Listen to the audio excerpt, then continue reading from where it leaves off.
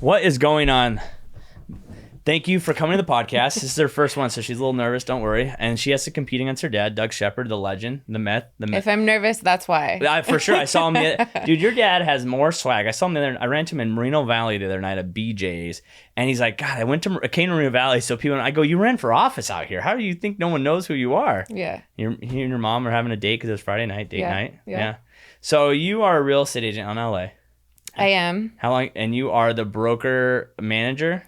Managing broker and partner. So my dad's company, not full owner, but Not yet. Now I'm kind of running it a little bit because he's, he bought those other. Home and Gardens. Yeah. So that's like 100% of his time. So you're taking over. Yeah. And the Shepard Realty Group brand, he actually has his part of it. He's got to distance himself from it a little bit. How are you handling that like transition? Was that something like in talks? Or was it just something like, hey, what's your thoughts on this? Like, because you were at Keller Williams before. Who were you at before Keller Williams?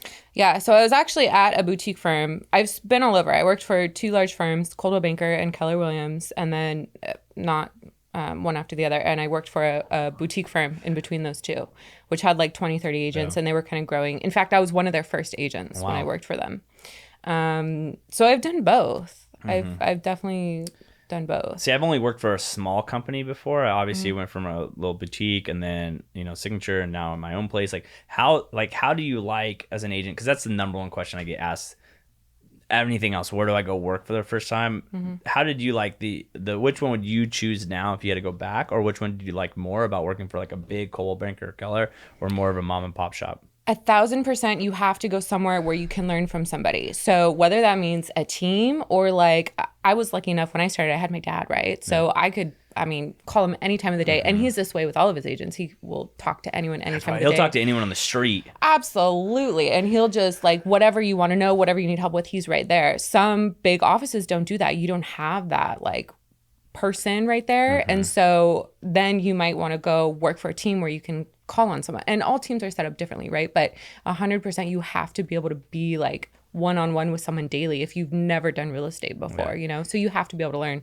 And that you can do that at some large companies, but like the first office that I worked for when I moved to LA was a Coldwell Banker office, but I was on a team and we had at least our specific branch.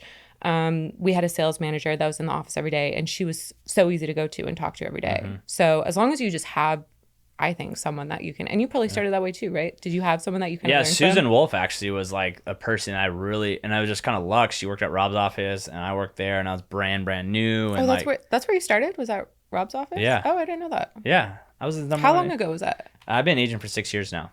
Oh, so I was there for a year. And then I started a mini team there, and then halfway through my second year, I split ways, and then I came open this place a year and a half in. That's cool. Yeah, it was great. Like honestly, I learned so. I think that's the thing that like people just realize it's like you just have to figure out where you're gonna go to learn, but then when you max out how much you can learn in that company, you have to make that move. Absolutely. And I think that's how so many people get strapped. It's like they go work for a company that might be really good in the beginning, great. Yeah. And then they get to that plateau spot with them.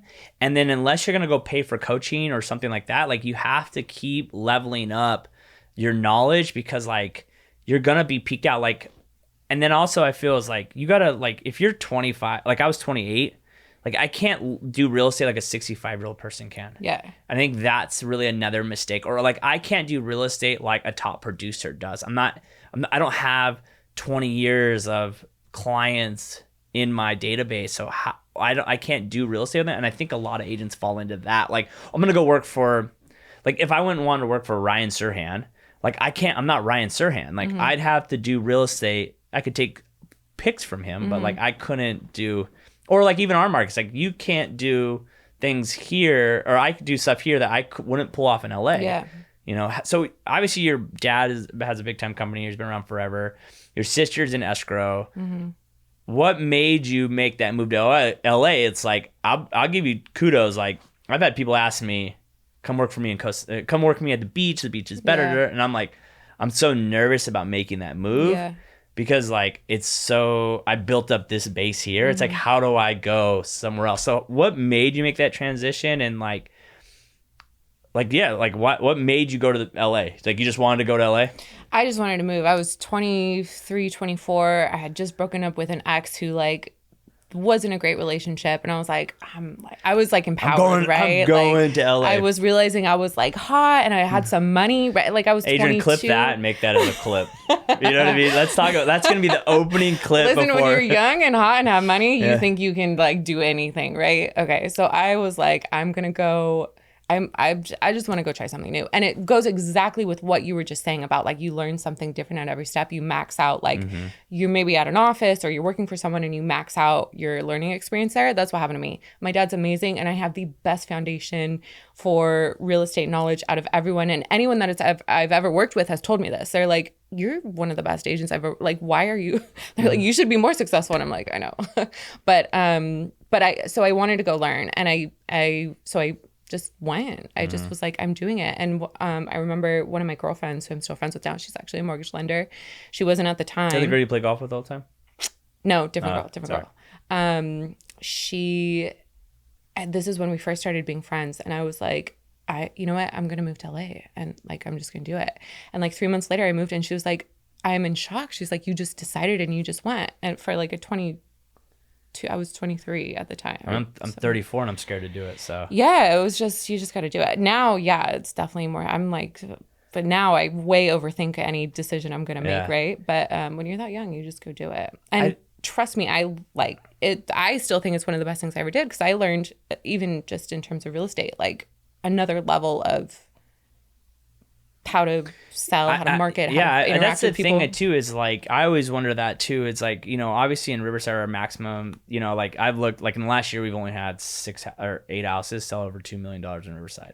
So we do have stuff that sells, but like we'll never have I don't think anytime soon we'll have 5 million or 10 million. Like we'll never have a $10 million house out here. It's like what I always wonder that. Like I would love to like shadow like Josh Altman or someone like that, and it's like, how do you handle a $22 million house? Like what goes into that? Is it almost like what we do here but on like a higher level? Or is there something that's like that's like my one thing where I would love to just be like, all right, how do you do this? How's this like?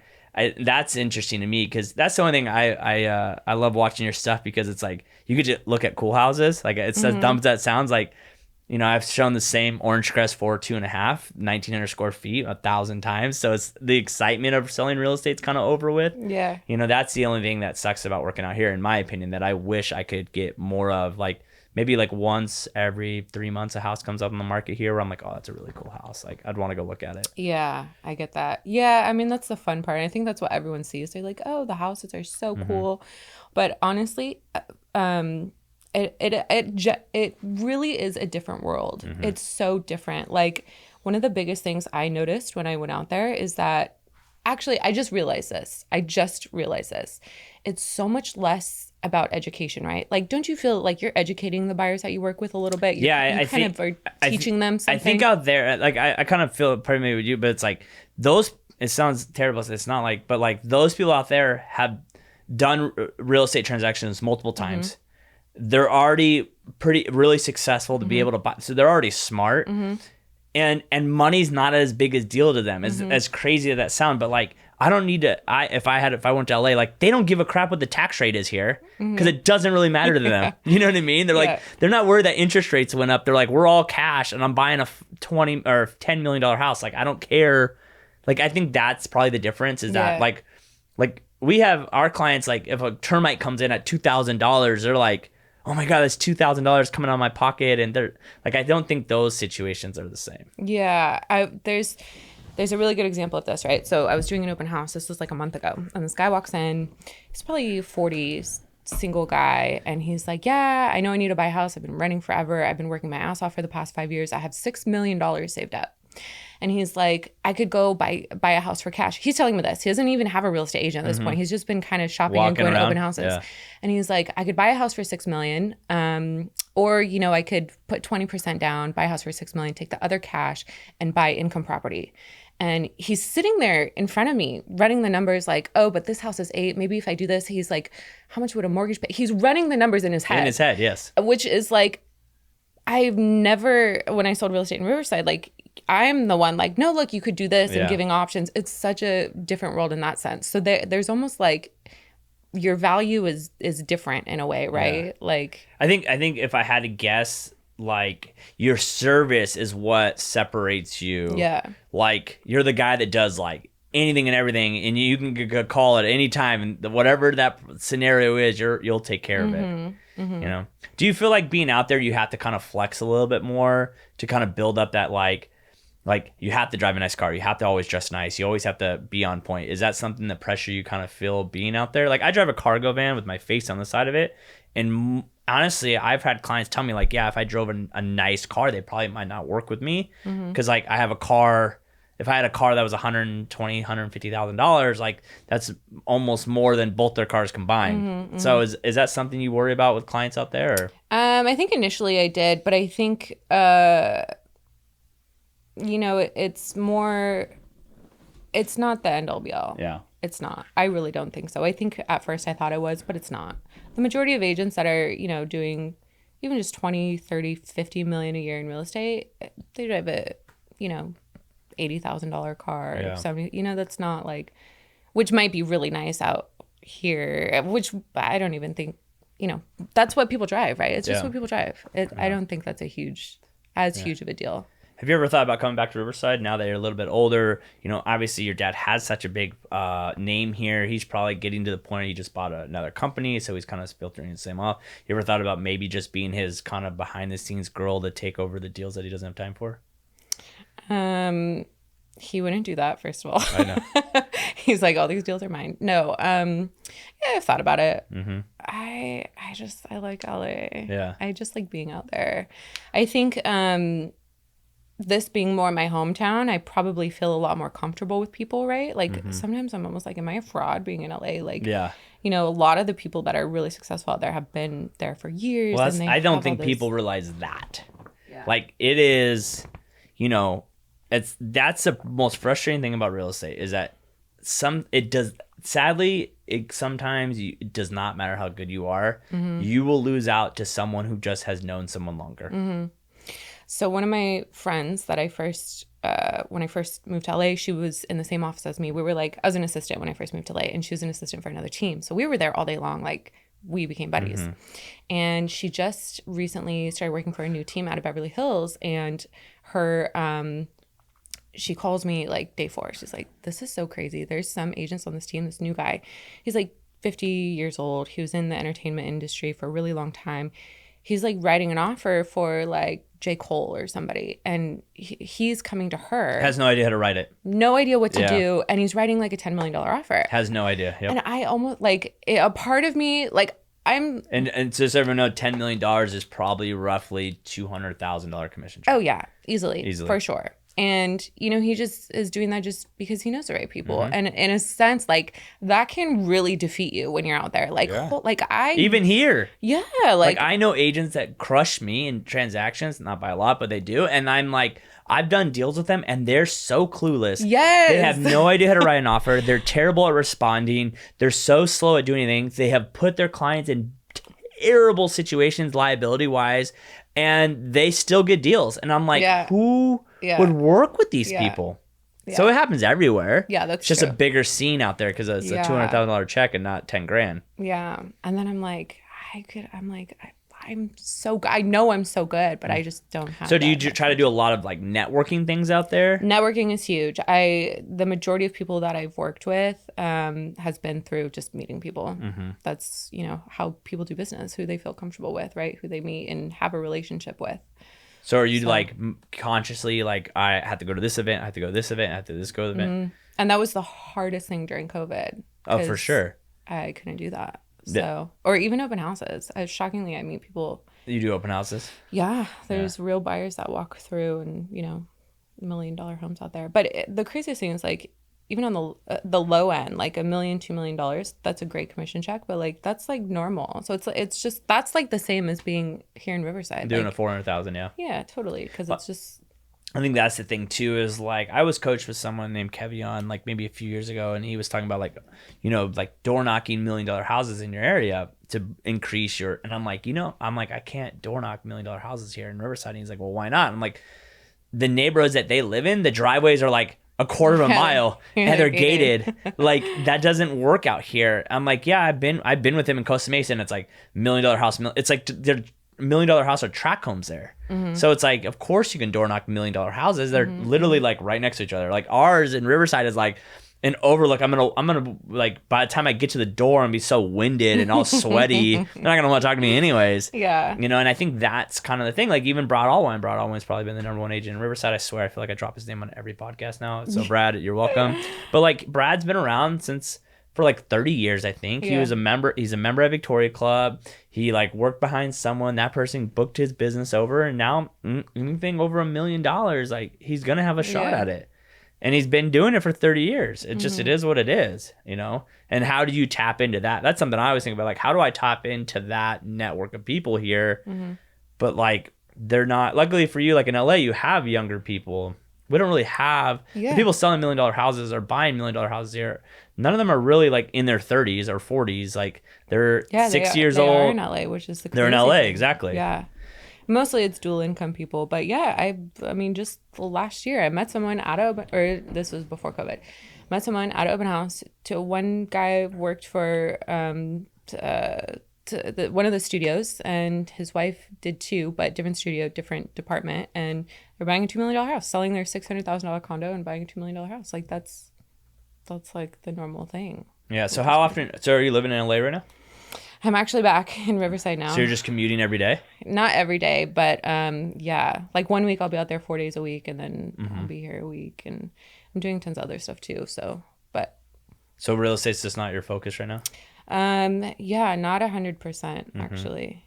Yeah. So it's tough when it's not. I think that's what people don't understand. It's like it takes so much. Even sometimes I wonder if I get distracted from doing this kind of stuff or the marketing or whatever. Like, you know, are those money making items? But like the hard part is like, is that going to make money down the road or not? Or I mean, that's kind of like something I always battle with. Yeah, but now, I mean, this is like the future, right? Like you have to put out the content. Yeah, I would think so. You know, you do well on content. You get way more views than I do. Well, I'm a female. Yeah, that's true. Thank you. At least I promise that's what it is. You said it, not me. Perfect. You know, I always say that. I'm like, you know, like I can't really compete with that. I'm like, why? I'm like, she's a hot chick. Like I ain't gonna. We actually are gonna try to do something next week. We want to bring in someone who's not in real estate, just like a very beautiful woman, and make her do one of my videos and then throw it on my TikTok and see how many more views we get on my TikTok. And if it's like a lot, I might just hire her to be like the face. Yeah, totally. Why not? You know what I mean? Totally. I just think that's like, I don't think, that's the funny part when I like try to talk to people out here. I'm like, they're like, why do you have a podcast? Why do you do this? Why do you do that? I'm like, the more people that know me, the more deals I'll do. You know, I can't just sit on, you know, all my friends are 55 years old. So what else are you doing other than real estate? I'm also, I'm building a YouTube channel less based around selling real estate in particular, but kind of touring homes and stuff, which has been really cool. Touring homes they do great. Have you seen Ennis's? Yes. Oh my, you know, he just like in the past, it's only been in the past year that he like blew that up. The hard part is like, I've actually thought about doing that here, like doing like the $2 million house I actually hit Riverside, but it's like, I can't even get them to let me do it. That's the great thing about LA is a lot of those homes, they're remodeled or the owners already moved out. So they, you know, they don't care. It's like you're not invading their personal space. Isn't it so crazy? It's easier for you to get into like a $10 million house than me to get into a $1 million house out here. That could be true, yeah. 100. It's like $1 million house in Riverside. It's like, I need proof of funds. I need some approval letter. I need, what do you mean you want to come shoot a video there? What do you mean by that? Are you going to steal it? I want my credit. It's like, dude, just chill out. It's not. But okay, so like, but why would you do that? Like for views or what? Like just. Yeah, I think for me, I think that I would do it for, I think that I need to put out content for people in this community that want to see. People want to see what a 1.5 million house looks like in Riverside. Right. You know, all my followers are from here. So they want to see, I think my followers would want to see what a $1.5 million house looks like in Riverside. Who are your followers? People who, I mean, are you trying to get followers to get real estate business? That's what your ultimate goal is, right? Yeah. Well, okay, so I have two goals. One is obviously real estate pays my bills. Right. And funds all of this. So obviously, but like I'm very fortunate, like This year we have developers, so we have 2 or 3. So yeah, which I saw, which is awesome. That's we'll probably do like 40 great- new homes this year. That's awesome. So that's great. So I know like I kind of have that in my back pocket. So 1 is obviously get more business, and 2, the real reason we're doing real estate people is I've learned a lot of my followers on YouTube are realtors. So I have like one video, my number 1 video on YouTube is like how to show a house as an agent. And it has like, I think like 30,000 views or something like that. And like all my subscribers normally come from that video. So I know they're agents. So then I have noticed the way I could get more followers is like leveraging other people's network of people. Meaning like, especially like EXP guys. EXP guys are great because like EXP is like recruiting. Yeah. So if I get the right EXP guy in here, like I'll get 30 new subscribers I'll get 30 to 50 new subs on Instagram in one day from one post. And then I'll get, 15 subscribers on my YouTube channel. And then the goal is to like, we're building like sending that out. And then the future will be like after we get hopefully like 30 or 50 or 100,000, 200,000 followers on YouTube, will be like coaching programs, monetization, things like that. Yeah. Like I don't want to sell any more houses. Like I'm already maxed out. Like I did 43 last year. Like people don't realize like 43 houses is a lot of work. It's a lot of work. It's a lot of work. And sadly we had 7 other houses go on the market, go in escrow. People canceled on us and our sellers took them off the market. So we should have been at, and those are some buy and sell. Like we should have been at 52 houses last year. That's a lot of work. It is a lot. And so for me, it's like especially when you're the face in the brand and you have to. When it's just me. interface. Exactly. Yeah. So then for me, it's like, well, how do we make money but not increase transactions? Right. And it's by this. Right. We have a new sponsor coming in here who's a marketing firm in Riverside. So we're going to start doing that and things like that. So what I'm trying to get to the point where it's like, how can we make 150 grand a year on marketing money off of sponsor ads and things like that. But you also feel, or do you also feel that, like obviously it's a numbers game, right? Like more followers equals more subscribers equals more people who are eventually going to buy. But I feel like for your Instagram and your videos that you post on there, like you might not have hundreds of thousands of views, but the people that are watching and following, they're like, oh yeah, Adam, that's my guy. Yeah, like, I think they're fans. Yeah, I think it's sometimes. I think what's helped me really well is like I put out a lot of education. So like I believe in like Gary Vee always says is like there's 2 ways you do well on the internet. It's one being entertaining. Yeah. And I'm not entertaining. Like what I could put out what's entertaining would get me banned from Instagram. Like you know what I mean? Like the things, like my problem is I'm so curious what do you have saved in your drafts? That's like entertaining. Dude, Adrian always says if you ever run for office, you're gonna have to write me a huge check. Like, cause my funny, like I think I'm funny based on, I do really well with like interacting with people. So like making jokes or interacting or body language or whatever, but I can be taken out of context so much that like I have to worry so much about brand. Like, so we'll cut stuff out if we kind of think it's funny. So obviously, and I'm not a chick, so I can't shake my butt. You know what I mean? Like, let's be honest.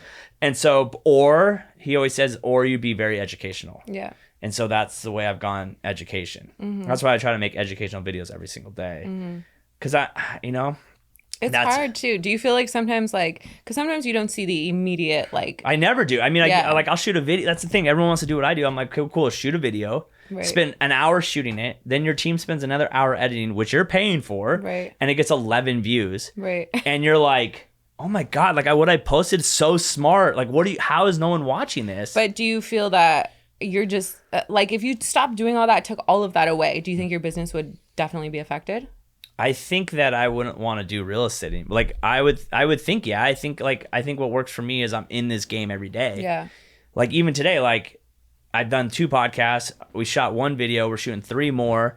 Like I think that my way of staying in front of people is online. Yeah. So I think so too. You've told me before, you're like, you'll go on a listing appointment and people are like, oh, we don't got to talk. I've seen your videos. Yeah. I don't even like, that's the thing too, is the business that I do is so less stressful. Like I'm not running down Zillow buyers. On you. I'm not running Zillow buyers. They're already sold on you. I'm sold. Yeah. So for me, that's like my deals are easier to do. Yes. Yeah. And I don't want a cold call. I tell people now, like, listen, I'm not going to put you in my CRM and follow up with you in 2 weeks. Like you called me, if you want me to sell your house, give me a call back. Can I tell you, that's actually huge. That alone is so valuable because the amount of times that I've met people and I'm like, I know I'm the best agent to help this person, but I have to do so much convincing and constantly telling them and showing them that I'm the best person.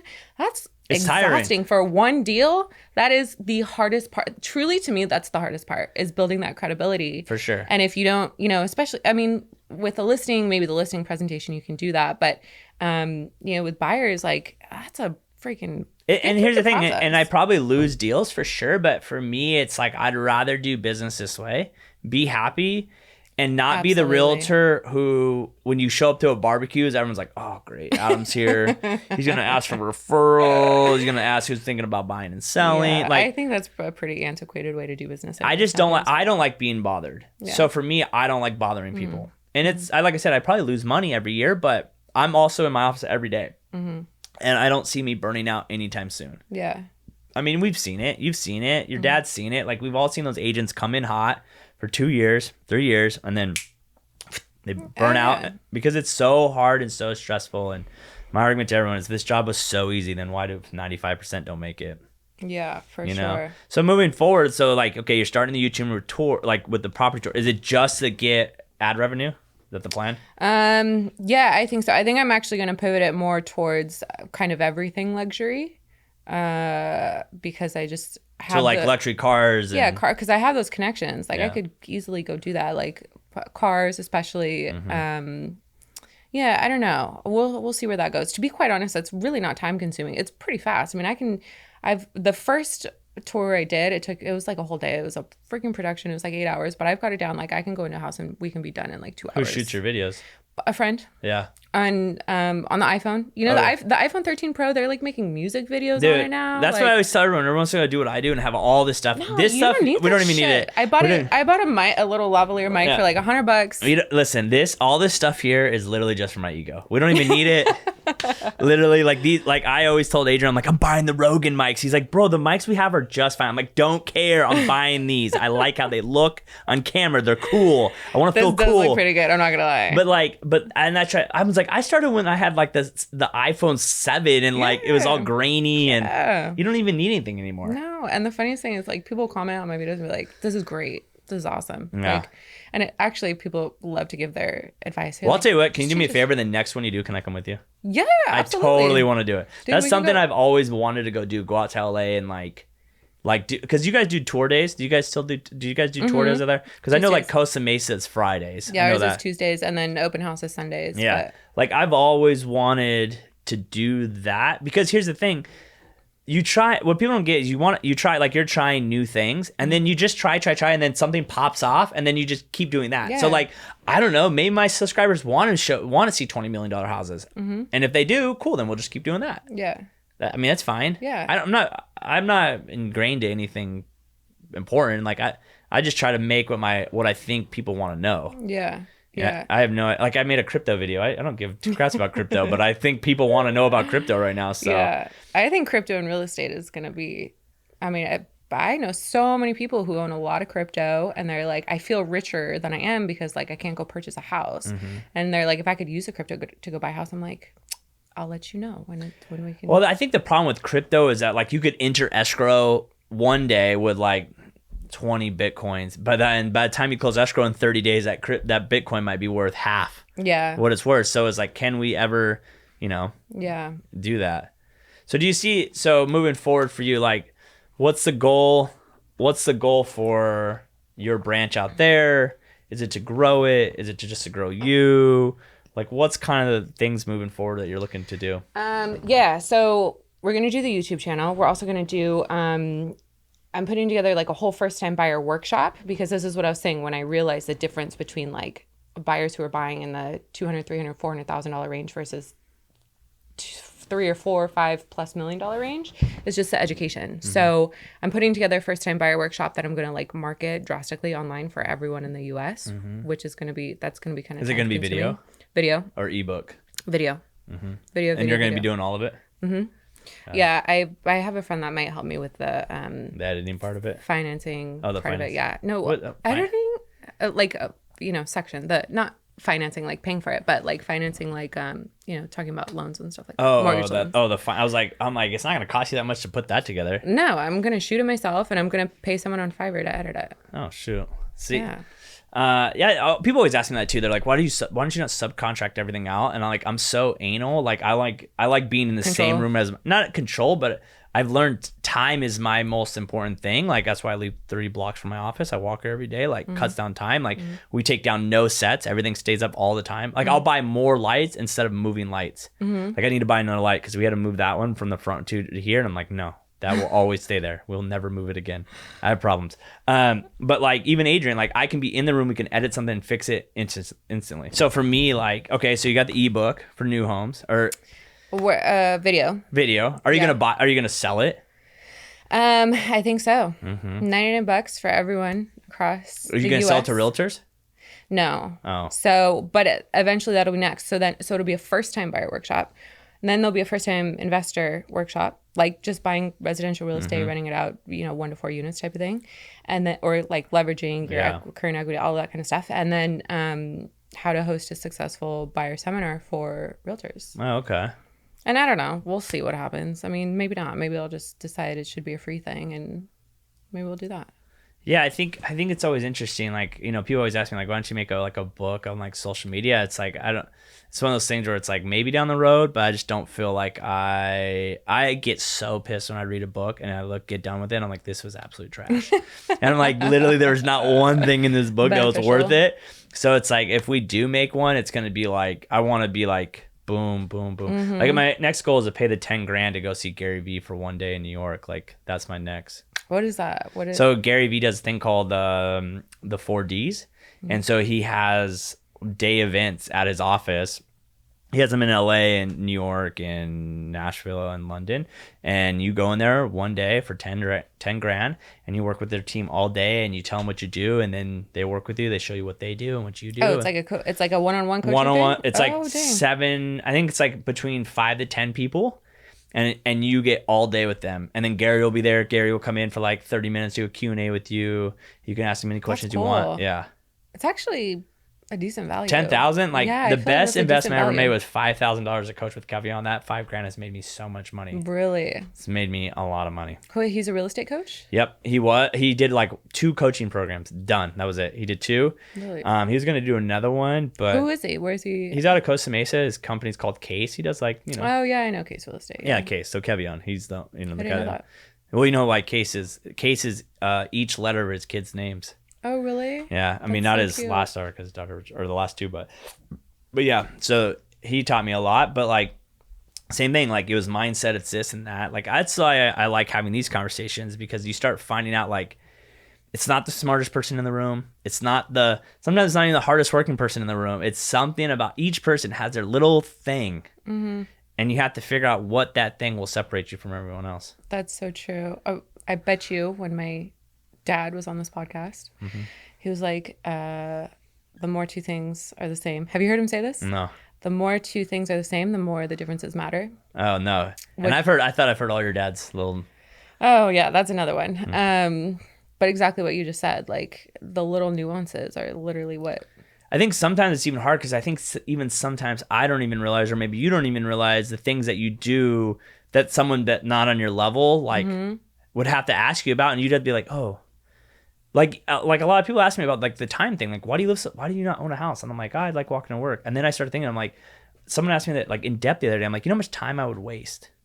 Or I'm like the sets, like if we had to take down and up a set every day, that's 30 minutes a day each day. That's we figured out, it was like, say it's an hour a day, that's 5 hours a week, 5 hours times 52 hours of 52 weeks a year. Like how much time we save by just buying another set of $500 lights, $600 lights that we don't have to move around. Yeah. It's like this room. Like people are like, oh, you could take it down and put it up. Like what, don't you want agents working in here? I'm like, no, I would never do it. Yeah. Spend your time or spend your dime. Yeah, exactly. That's another one that my dad says. Your dad's hilarious. I know, I'm becoming him, I think. Slowly but surely? Yeah. Well, I assume you'll be taking, I mean, I don't know, unless your sister's going to take over the company one day. Well, we got escrow, we got real estate. I have no clue. We'll see. He's gonna work till he's like 95 anyways. Why would he not? The one thing he has told me is like, why would you ever retire? He's like, you get old, that you don't work, no one questions you, and they just call you to come sell their house. Like, why? Who would ever say no to that? And I'm like, yeah, you're right. Yeah, that's his life right now. Well, it's exciting. Like I said, I'm excited to come out and hang out with you. I'd love to do that. It is sometimes like I don't think people realize the props that you should get, because I'm even scared to move out of my market from where I'm from. And I could probably do it, but it's like, would I want to go through the then it's like starting over. Yeah. Yeah, that's the biggest thing, is building. Do you feel like you're starting over now that you've like starting your own company? So now you're like, okay. Well, so when I moved out there, I was an assistant, so I wasn't even selling. Even if I wanted to, I don't even think I had the time. So when I left, I was like, oh my God, like I am just now building my client base, which was probably a mistake. I should have been doing that when I was working, but this was like 3 or 4 years that I worked for this team. And yeah, I'm still building. Like, you're constantly building. Like, you have to meet people, you have to funnel. And do you get a lot of stuff from Instagram, client wise, or no? A little bit.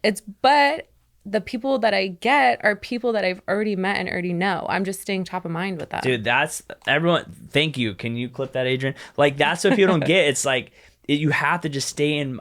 Meet as many people as you can, get them on your social, and then stay in top of mind when they go online, because they're on the Instagram anyway. So like I always tell people, I'm like, my goal is for anytime anyone ever goes on Instagram, they see a story about me in real estate, because you don't really show your personal life at all on Instagram. I don't, and I keep switching back and forth, but. That you want to do it or you don't want to do it? I want to and I don't want to. Something really interesting happened. I posted the other day. I was like, I was posting on my stories. I was like, some people follow me, you know, because they're interested in cool homes or because I do real estate. Like 10 people, males, obviously, wrote me, and they're like, I just follow you because you're hot. Yeah. And these are people I know. And I'm like, should I just like, what is the point of like, do I just stop? Like, is that something you struggle with? Like, it's always interesting for, like, I look at it the one way I'm like, oh, it must be so nice. You guys get so many views. But then, like, do you sometimes struggle where you're just like, I could literally make the greatest video ever, most knowledge, but if I don't wear the right thing, then it just doesn't do as well?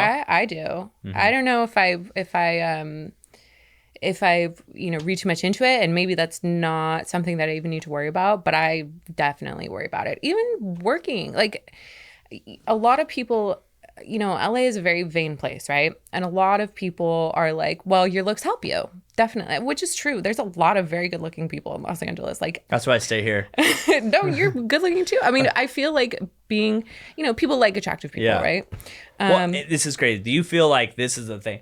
I feel like attractive people that are just, they look more put together, and it subconsciously makes you feel like, well, if on the outside they look put together, then the inside, their business might be put together. Most of them they're not, but you know what I mean? Yeah. I mean, just being well groomed and stuff. Yeah. But that's definitely something where people are like, oh, you're you can use that to your advantage. But honestly, sometimes I think it can be a disadvantage too. Like, I meet people and now I have to prove myself that I'm not just another cute girl. I feel like I'm being so cocky right now. I've called myself hot like 4 times. Listen, that's all right. I'm sorry, that's embarrassing. This is a real conversation. I'm kind of humble. This is a real conversation. This is the things that people don't get. These are the things that before you get into real estate, you don't even think about. Like how many, like, so many girls are like, I want to get into real estate. I'm like, okay, well, you're gonna have to deal with so much more than you think. Like, you have to deal with, if you are attractive, then you have to worry about people's wives, which it doesn't even matter if you're the most Christian girl in the world, their wives. If there's a hiccup in that relationship, you ain't working with you. I've learned early on, if there's a couple, you make sure you're talking to the wife, not the whole time. Talking to the wife, absolutely, yeah. And then 2, like, you then have to worry about like lenders, title, other agents in this industry. You have to worry about why do you want to meet with me? Like, I could help you grow your business. It's like, I've known so many young women out here that are good looking, and the first advice I ever give them, like, don't meet with anyone. I don't care if they say they can grow your business. I said, you work with these people and only these people. And they're like, why? I'm like, because before you know it, you're going to 1 million lunches. Yeah, 1,000%. You go to 1 million lunches and you think you're working, and then you're drinking cocktails and this and that and that. And then like I always go like, how many deals is that person giving you? 0. Exactly. And that's the trap that I think some realtors follow into, is like the parties, the networking, the drinking, the this, and then you're like, well, I've been doing this for 6 months. It's like, well, you haven't closed any deals because all you're meeting with are people want to meet with you because you're hot. Yeah. And it's so shallow. Like I'm the opposite. I don't want to meet with anyone. Like literally, like I'll even have girls DM me and they're like, oh, I'd love to meet up with you to talk about like becoming a real estate agent. I'm like, cool, what questions do you have? You can just DM me. Yeah. Like I'm not going to waste 30 minutes going to lunch with you. Like I have no desire to do that. Or escrow officers. Hey, you know, your mom's the best. She'll just call me up and be like, where's our deals at? Does she? Yeah. I'll see her in person. She's like, don't talk to me. That's her. I go, why? Amazing. She goes, I haven't seen an escrow from you and never. No. Walk away. No. She's like, I have a horse that I need to pay for. You know? It's funny when your dad calls me on a recruiting call. I'm like, hello? And he's like, hey, Adam. And I'm like, Doug, what do you want? He's like, I just want to see, you know. I'm just going down my list and seeing. I'm like, Doug, you're calling the wrong guy. But I think that's the thing that don't even people that realize. Or, like, not everyone you know is going to work with you. Yeah, that's true too. Not everyone's gonna work with you. There's been that. There's been times where I've like met men who are legit serious buyers, but they just maybe don't see me that way. And but the truth is, that's fine. Like maybe they see me as someone to date instead of someone to work with. And honestly, it's fine, because if that's how they feel about a pretty girl in the business, I don't want to work with them anyways. Yeah. Do you wear a fake ring? No. You know, I never have, and I always think I should, and I don't. Mm-hmm. Interesting. But then I have to come up with like, oh, you're married, like your husband, and I gotta have a story planned. And you're like, that's too much work. I can't lie. And then you're like, did I tell this person that story? Exactly. Or like, you know what I mean? Like, how do I know? Like, when are you having kids? I don't know. Let me actually. This isn't real. Like, yeah, exactly. You're like, if you knew how much this actually was worth, it's not worth anything. It's fake. Yeah. So all right, so let's finish on this. A lot of realtors follow me. What advice would you give a realtor? Because this is advice I can't even give, that are in a market that they want to go to a bigger market, but they're just scared to. Don't be afraid. People are actually the same everywhere. It's just maybe, different skills or different a way of approaching it, but people are the same. Mm-hmm. You know, like having a little bit of money doesn't mean anything. Like they're still people. So don't be afraid of that. And I had one other good thing.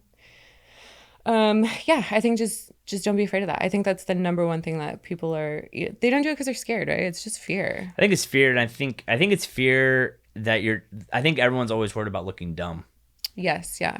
You know, and it's the number one thing I've learned. Just the more confidently you talk, whether you are or not, even if you do sound dumb, if you say it confidently, people don't care. Yeah. I've met so many people who are very wealthy and very successful, and they say the dumbest things sometimes, but they say it so confidently that I'm like, I still like that guy. Yeah, because I just don't. But I also think that a lot of people just have to realize it's like there's so many things that add up to that. So if you're not confident in real estate, then to do your homework and to know more about real estate. That's 100% true too. If you're not confident, like I tell people all the time, like if you have to, if driving the nice car makes you confident, then drive the nice car. If the suits totally make you confident, wear a suit. If you're not confident then you know what, lose weight, get in shape, get your hair done, do whatever you need to do to build that confidence, because I know that that's been my number one thing. It's been confidence. And sometimes it's backfired on me. Sometimes I've come off cocky. Sometimes I've gone into a room where I was the littlest dog in the room, but I thought, I was so used to talking like a badass. And then I'm like, oh shit, I'm like, these guys crush me. So I have been humbled a little bit. Yeah. But I think that's the thing, is that confidence, just like video. Like, you know how many people probably go like, how do you shoot so many videos? Like for you. And it's just like, you do it once and you feel like crap, but then you do it again. And you do it again, and you do it again. The biggest thing is I am the living testament to this. When I don't know if you know this about me, but like when I was in high school, maybe some people believe this and some people don't believe it, but it's the absolute truth. When I was in high school, I was so scared to talk to people. People would talk to me and say something like in class, like what was the next thing? I wouldn't respond. That's how shy I was. That's how afraid of being judged I was, that I would say the wrong thing. I would not respond. And it took me a long while to overcome that. And like I did it because I knew I wanted bigger things. I had to do it, but you just got to do it. Yeah. You just got to force yourself, and then the true confidence comes, and then the skills come, because maybe you do embarrass yourself, but then you're like, well, I'm not doing that again. So you go like plan and learn, and you got to make the mistakes. Oh, okay. My last question for you, 'cause, yeah, so we've talked about this right before about like falling into knowing, like, how have you not allowed yourself to fall into the like and comment game on your posts? Because I see a lot of people do that, and they start posting things because they get likes and comments, and I understand that. Like, I got a new car, I posted the car, and like I got 1,000,000 comments and likes and stuff, and it felt good. But then like the next day I posted, like, I reached 1,000 subscribers on YouTube, and I was so stoked, and no one cared. And I was like, I guess I just post my car. Like, I guess I'll just post my car. Like, no one cares about my car. Other than that, no one cares. So how have you like controlled that? Two things. One, I have very supportive friends who will always comment on all of my stuff, and so it's like, oh, like, if that makes you feel good. Can I get those friends? Because my friends suck. They never comment on anything. Do you want me to start? I'll start commenting on all your stuff, Adam. See, we need that's something else I'm trying to get out here. I've tried to get realtors to be like, listen, we need a 15 realtor group that comment and like and share and save everything to mess with that, to increase the algorithm. Yeah. I talk to realtors out here and they're like, nah, man, I don't, like, they're so lazy. They don't like who, like, and I'm like, and then you wonder, I do no deals. I'm not hearing another sorry rant. Idiots. So what's the second thing? And then the second thing is, and this plays into your content, because maybe you don't have hundreds of thousands of views, but the people who do see it appreciate it. I just know that even if one person is like, it's resonating with them, that's enough for me. Yeah. I just know I've done my job if that's the case. Yeah. So that's enough for me. I think too is, like, I think people think like, I'm going to post on Instagram and I'm getting a deal, or I'm going to post on YouTube and get a deal. I try to tell people, be a real estate agent, share it to the world, and the deals will come. Yeah. And that's always been my philosophy about real estate, when I'm less focused on, this is, if I go to this meeting, I'm going to get a deal. If I think more like, put myself out there, it's a numbers game. I put myself out there, I talk to more people, eventually it will come. And I've had things that I thought were a waste of time, and a year later, some of my biggest deals, I was like 24, 25, I had been going to this networking thing week after week after week for a year. And I got a $450,000 listing and a $350,000 purchase from the same referral from that group. That was worth every 2-hour lunch I spent over, because that was like one of my biggest deals at the time. 450 in Riverside 10 years ago was huge. I was like, worth it. And so it's you got to remember, you're just it's just a numbers game. Get out there, add value, show them that you're serious, and it eventually comes. And that's how you just have to think of it. There's no immediate sales in real estate. Yeah. Well, I think that's a great way to end it. Remember, guys, we'll have her, go follow her, go subscribe, go check out our YouTube channel. I can't wait for all those ebooks or the videos that come out so I can check them out. I'll buy one just to have one. Okay, good. Just to support. And I'll comment on all your if we can support, guys, start supporting your other realtors so we can take the industry to the next level. Realtors are the only reason people hate realtors. I hope everyone knows that. I appreciate your time. Until next time, guys. Peace.